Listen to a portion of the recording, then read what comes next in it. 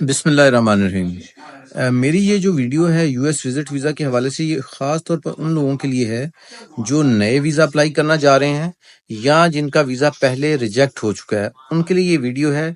वो ये देखें कि जब उन्होंने विजिट वीज़ा अप्लाई किया था तो उसमें कहाँ-कहाँ उनसे गलतियाँ हुई हैं, और साथ ही वो लोग जिन्होंने अप्लाई करना है वो भी देखें कि अगर उन्होंने अप्लाई करना है तो उनसे ये गलतियां सरजद ना हो जो मैं इस वीडियो में आपको बताने जा रहा हूँ।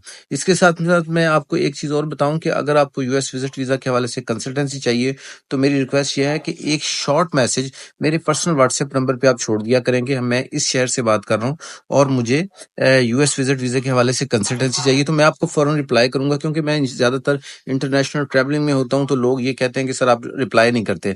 लेकिन सिर्फ हाय और हेलो जो सलाम करते हैं उनकी बहुत मेहरबानी, लेकिन उससे मुझे ये नहीं पता चल पाता कि मैंने आपको किस बात का जवाब देना है या आपको किस चीज़ की कंसल्टेंसी चाहिए। तो एक तो ये चीज़ है कि कंसल्टेंसी चाहिए तो मुझे डायरेक्ट एक मेरे नंबर पे व्हाट्सएप मैसेज कर दें। अगर आप यूएस विजिट वीज़ा अप्लाई कर रहे हैं तो यूएस विजिट वीज़े के लिए कोई बहुत ज़्यादा डॉक्यूमेंटेशन की ज़रूरत नहीं होती अप्लाई करने के लिए। आईडी कार्ड, पासपोर्ट, पेरेंट्स के आईडी कार्ड और जो आप काम कर रहे हैं या जिसने आपका एक्सपेंस बर्दाश्त करना है वीज़े के लिए, उसकी डिटेल और आप अपना ईमेल आईडी और ये बेसिक डॉक्यूमेंट्स के ऊपर आप यूएस विजिट वीज़ा अप्लाई कर सकते हैं। और जितने भी लोग करते हैं वो इन्हीं डॉक्यूमेंट्स पे करते हैं। इसमें कोई बैंक स्टेटमेंट या इस किस्म के डॉक्यूमेंट्स नहीं चाहिए होते। हाँ, ये बात आप ज़हन में रखें कि अगर आपने यूएस विजिट वीज़ा अप्लाई करना है तो कुछ चीज़ें ऐसी हैं जिनका ख्याल रखना बहुत ज़रूरी है, जो हमारे यहाँ लोग ख्याल नहीं रखते। नंबर 1, हमारे यहाँ ज़्यादातर लोग जो हैं चूँकि उनका देहातों से ताल्लुक होता है, ज़्यादातर लोग जो हैं उनके कोई ना कोई इश्यूज़ चल रहे होते हैं। तो वो हमारे यहाँ जो इश्यूज़ चल रहे होते हैं वो बहुत सारे कोर्ट्स में होते हैं, बहुत सारे पुलिस डिपार्टमेंट में होते हैं। तो सबसे पहले तो आप अपने ये देखें कि अगर आप यूएस विजिट वीज़ा अप्लाई कर रहे हैं तो क्या आपका किसी कोर्ट में तो कोई केस नहीं चल रहा? क्या कोई एफआईआर तो नहीं है? या इसके साथ-साथ किसी केस में आप गवाह तो नहीं हैं? इस किस्म की जो क्रिमिनल एक्टिविटी से रिलेटेड चीज़ें हैं, वो चीज़ें देखना आपको एक बड़ा ज़रूरी है। इसके अलावा कोई ज़मीन से रिलेटेड आपका अगर केस कोई चल रहा है तो ये भी आपने चीज़ें देखनी है, ये बहुत ज़रूरी हैं। इसके साथ-साथ अगर आप यूएस विजिट वीज़ा अप्लाई कर रहे हैं, तो आपने ये भी देखना है कि आप बैंकरप्ट तो नहीं हैं?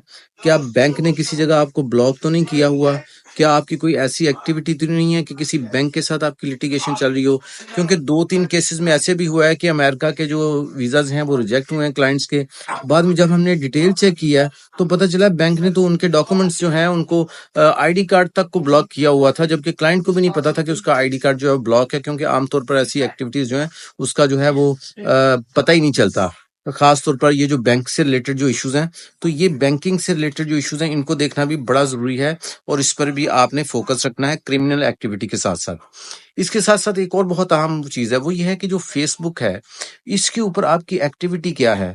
हमारे यहाँ जो नौजवान हैं वो बड़ी, पाकिस्तान में, चूंकि मैं तो भी पाकिस्तान से बाहर हूँ, लेकिन पाकिस्तान में चूंकि मैं रहता हूँ तो पाकिस्तान में एक बड़ा कल्चर है फायरिंग करने का और जनाब टिकटॉक बना के जनाब असला दिखाने का। ये चीजें जो है ये भी हमारे नौजवान जो है इसको भी केयरफुली नहीं देखते। अगर आपने किसी जगह पर ऐसी वीडियो बनाई हुई है जिसमें आप असला शो कर रहे हैं, फायरिंग कर रहे हैं, बारात में फायरिंग कर रहे हैं, तो ये भी वो चीजें हैं जो आपके अगेंस्ट जाती हैं। तो इन चीजों का भी आपने बहुत ज्यादा ख्याल रखना है। इसके अलावा आपका फेसबुक जो आईडी है उसमें आपके दोस्त कैसे हैं? क्या कोई मजहबी तंजीम, चाहे वो कैसी भी हो, कोई ऐसी मजहबी तंजीम के साथ तो आपका ताल्लुक नहीं है जो कि कालादम करार दे दी गई हो गवर्नमेंट ऑफ पाकिस्तान की तरफ से या इंटरनेशनली। तो ये चीजें जो हैं ये बहुत ज्यादा जरूरी हैं। इसके साथ साथ अगेन जो हर बार मैं कहता हूँ वो ये है कि आपने कोई भी डॉक्यूमेंट्स फेक नहीं लगाना। जब आपने डॉक्यूमेंट्स में फेक आपकी चीजें नहीं होंगी तो वीजा लगने के चांसेस ज्यादा होंगे।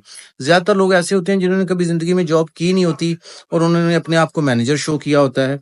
ज्यादातर लोग वो होते हैं जो छोटे रैंक की जॉब कर रहे होते हैं लेकिन अपना रैंक बड़ा जो है वो लिखा होता है। तो ये जो अपनी इंफॉर्मेशन है इसको जो है वो एग्जैक्ट देखना बहुत जरूरी है। इसमें जब कहीं ना कहीं हमसे गलती हो जाती है, हमने मैट्रिक किया नहीं होता, हमने वहां बीए लिखा होता है, तो ये जो बेसिक चीजें हैं, हमारे नाम पे कोई प्रॉपर्टी होती नहीं है, फिर हमने अपने नाम पर गाड़ियां लिखी होती हैं, अपने नाम पे घर लिखे होते हैं, ये ऐसी चीजें हैं जिनको देखना बड़ा केयरफुली जरूरी है। और ये आपका कंसल्टेंट ही आपका जो है वो इसको देख सकता है, इसीलिए कंसल्टेंट पैसे लेता है कि वो हर चीज को केयरफुली देखता है। इन तमाम बातों के बावजूद भी अगर वीजा नहीं लगा तो फिर यकीनन इसमें कोई अल्लाह ताला की तरफ से कोई देर है, इसमें किसी इंसान की कोई गलती या कोताही जो है वो नहीं है, ये तो आपके मुकद्दरों का अमल दखल है। इसलिए अगर आप यूएसए विजिट वीजा अप्लाई कर रहे हैं, इन चीजों का बराए मेहरबानी खास ख्याल रखें। और मैं अगेन बताऊं, अगर आपने कंसल्टेंसी लेनी है तो हमारा जो व्हाट्सएप नंबर है उसके ऊपर आप लिख के ये मैसेज करें कि जी हमें यूएसए की कंसल्टेंसी चाहिए, तो हमारा ऑफिस जो है वो आपको रिप्लाई करेगा। वो लोग जो सिर्फ सलाम दुआ की हद तक मैसेज करते हैं, hello hi how are you, उनको जवाब देना जरा मुश्किल हो जाता है क्योंकि सैकड़ों की तादाद में मैसेजेस आ रहे होते हैं।